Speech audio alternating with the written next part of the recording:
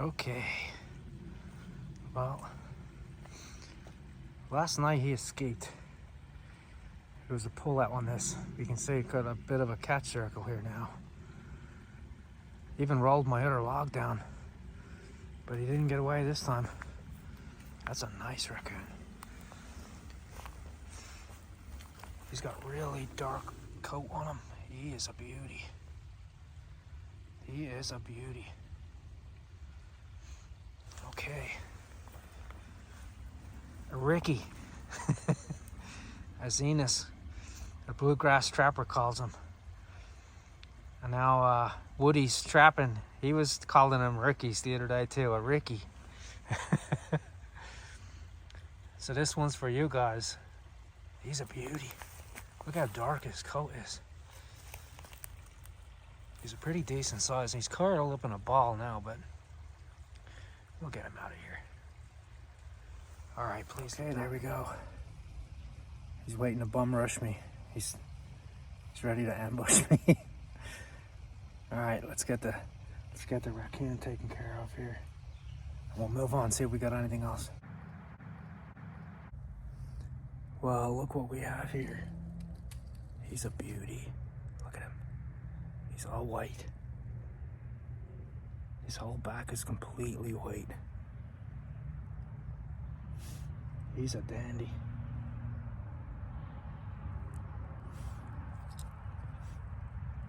He's not too stressed or anything. But he's a beauty though. Caught a nice one last season from here too. This is a really good one.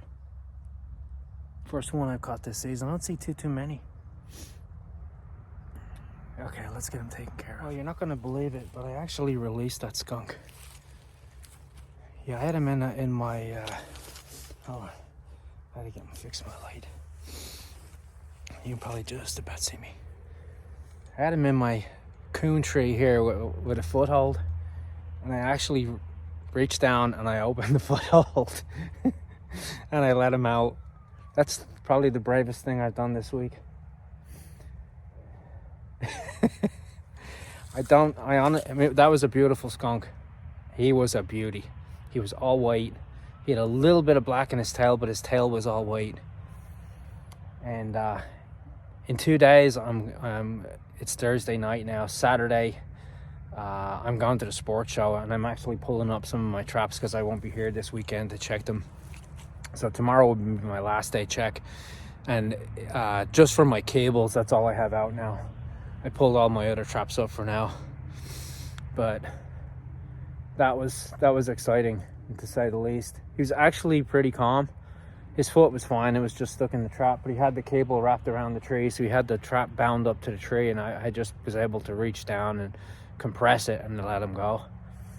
Didn't spray, didn't do nothing. It doesn't even smell like skunk here. So he didn't spray at all. But I don't get a lot of skunks in my area. I don't catch them a lot. So I'm gonna let him go, and hopefully I'll see a few more. Oh, that was funny. That was funny. I let him out and he just wandered across the path and he went down into the woods. So sometimes you get animals in your area that you don't have a lot of. Like I know a lot of the guys down south, if they catch gray fox, that they don't have a lot of gray fox, or they don't have a lot of red fox because of the coyotes. It's more beneficial for them to release those animals and try and establish a decent population, so you have you have some to trap in the future. And it's no different here for me. I see a big years ago I used to trap a lot of skunks, and recently, within the last few years, I don't see too many. That's the first one I trapped all season. And last year I only trapped one. So he got a pass. But he was a beauty. Man, that was a beautiful skunk. But he lives to fight another day. Okay, let's take a drive home in the dark. Okay, pulling all my traps today.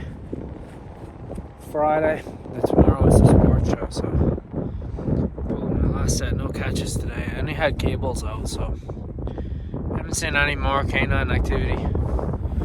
I didn't even see canine tracks. I had fox tracks in the snow, but I've had sets out. Some of the sets were buried, especially this one. I had high hopes for this one out in the field. See, I had it marked with the pole here. That's the one that was close to the big the navigation tree right here, and then it follows the corridor down past the pond into the woods. There's a cut through where they'll, kind of cut through the woods and come out the other side. I haven't had any action on it. I've had deer tracks around it, but no canine tracks. This has been under snow. I had it covered with the bucket, and then the bucket blew off of it, and then it's been sitting here, so we're going to see if it goes off or not.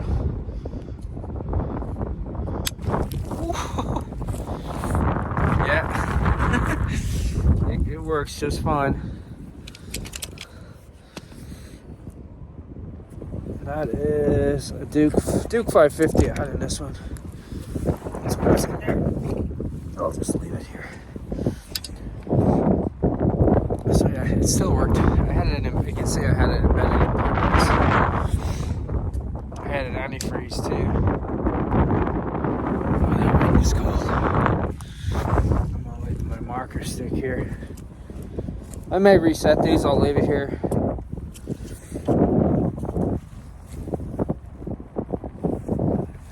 I may reset these next week. I only have a little bit of time left. It's the start of February now. So, trapping ends about the 25th of February. That's about the last day for canines and stuff. The canines and the good water trapping is already over. That's been over. That's usually mid-January is the end of that. But, it's getting really cold tonight. Didn't see any deer tonight. I seen a little buck by the pond here the other day.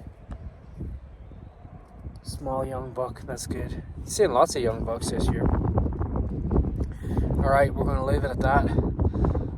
Maybe we'll do some trapping again before the very end of the season. If I do, it won't be much, because I'm about tired of getting beat up with mud, and that's getting old real quick.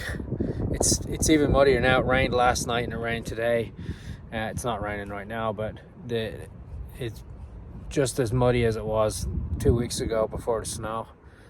I eventually just stopped driving around where I had my cables because it's so muddy.